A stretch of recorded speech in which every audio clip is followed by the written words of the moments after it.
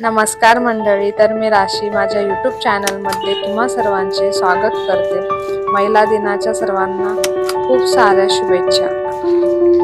आज सकाळी me money plant साफ केले, कारण की मनी प्लॅन्टवरती एवढी धूळ बसलेली होती आणि उन्हाळा सुरू झाला, त्याच्यामुळे झाडांनाही जास्त पाणी लागतं. मग त्यासाठी मनी प्लॅन्ट मस्त स्वच्छ करून घेतला. नंतर टेरेसवरती आम्ही सोलार बसवला आहे, त्याच्याच खाली सगळं झाडांच्या कुंड्या ठेवल्या, कारण की झाडांना खूप ऊन असलं तर झाडंही खराब होतात आणि फुलंही जास्त लागत नाही. म्हणून मी सोलार लावलं होतं, त्याच्यामुळे त्याच्याच खाली कुंड्या ठेवल्या, म्हणजे एवढं जास्त ऊनही लागत नाही आणि पाण्याची पण बचत होते का, त्याच्यामुळे थोडंसं झाडांनाही शांतता वाटते आणि सावली राहते.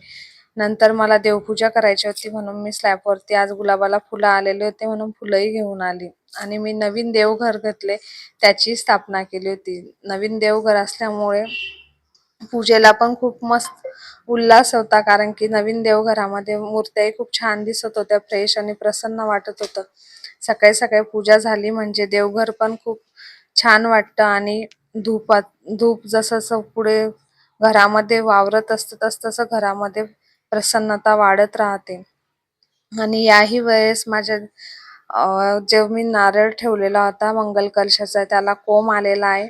मागच्या वेळेस जसा आला तर सेम तसाच कोंब आला. हा नारळ मी 3 महिने आधी बदलवला होता. आधीचा नारळ मी एका कुंडीत लावला, तोही खूप छान झालेला आहे आणि या नारळाला कोंब आला.